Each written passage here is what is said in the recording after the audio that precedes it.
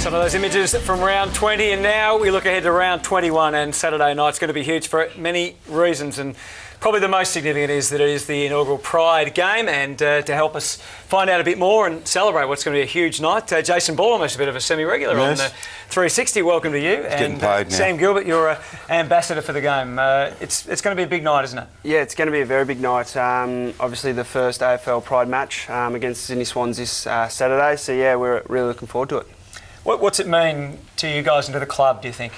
It means a lot. For me personally, I met Jason down at the Pride March and got to know his story, and a big part of that was the fact that a lot of the LGBTIQ community don't feel welcome at the footy. So if the St Kilda Football Club can help in any way to make everybody feel more inclusive, it's going to go a long way.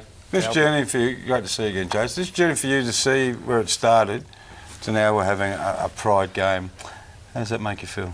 Yeah, well, it's far exceeded any of my expectations. When I first came out, I guess I was a lone voice in this space, especially talking to the media, but now seeing the leaders of our game proudly welcoming the LGBTI community, to have the likes of Sam and other elite AFL players talking about the shocking statistics around suicide for the LGBTI community and how they don't feel welcome in sport, and talking about the role that the AFL can play in addressing that. I think it's going to send a really powerful message to those young kids who don't feel like they're going to be welcome in footy, that it's going to be okay. Is it changing already, do you think? I definitely think it is, because I'm not the only voice now. We've had a lot of other people, especially at a grassroots level, also come out and share their stories, and I think that's been one of the things that I'm most proud of the St Kilda Football Club for, how they have used storytelling as part of the Pride game this weekend, in terms of sharing the stories of not only myself but of all sorts of different people, whether they're supporters or umpires or players, as to how this intersects through issues around sexuality and also sport.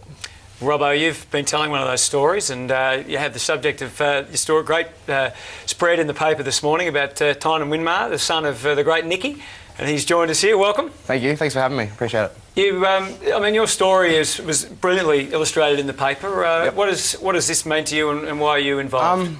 It's a significant moment for me in my life. Obviously, I grew up with the St Kilda Football Club, and I'm extremely proud that they're the club that decided to take the stand against, homophobia in sport. So, obviously, having such a successful father as an AFL player, it's a really proud moment for me. How's it been, Tynan, and you did speak to me about it, but how's it been repeating some really personal stuff about yourself to the wider, or initially, the it was society? confronting at the start, as I discussed with you in the interview. But I think through the last couple of experiences with the media, it has been an uplifting experience, and I felt like I've come out of it a lot more confident and a lot more powerful with my voice, I guess, than I have been in the past. So, yeah, I think all those sort of those fears that I had earlier on have just completely disappeared, because it's good seeing how well this has been promoted and how successful it's going to be. So great shots with your dad too. Oh, they were terrific photos, and you are the story. Your father, being the famous Nicky Winmar, is also part of the story, and part of the story is you two reconnecting again, and what Nicky's role is being the example of a fully accepting parent who loves his child, be it boy or girl, or man or female. Yep. And he spoke fantastically well. Now, I know you were estranged with him for a while. Mm-hmm.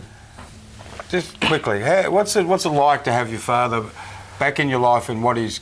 it's a rewarding experience, stage? Especially considering that he's back in my life for my sexuality, I guess, that he's been so fully accepting of it and embraced it 100%.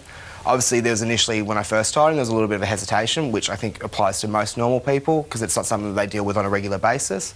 But I think, moving forward, we've had definitely a stronger relationship because of it. I'm very happy for it, very grateful for it. You said you're a lone voice, Jace, for a long, long time. When you're sitting here on a footy show, nightly footy show, and you listen to Tynan speak, how does that make you feel? Well, the father-son dynamic is an incredibly powerful thing, and I know that for myself and a lot of other gay people that I know, that fear of coming out to your dad, and for me, it was because football was what my dad and I shared, and the idea that coming out to him, I might lose that, was a really big fear. And so to be accepted by my dad, to see Nicky Winmar accepting his son, I think that's going to send a message out there to a lot of kids in our community who are afraid of coming out to let them know that they'll be surprised how accepting people can be.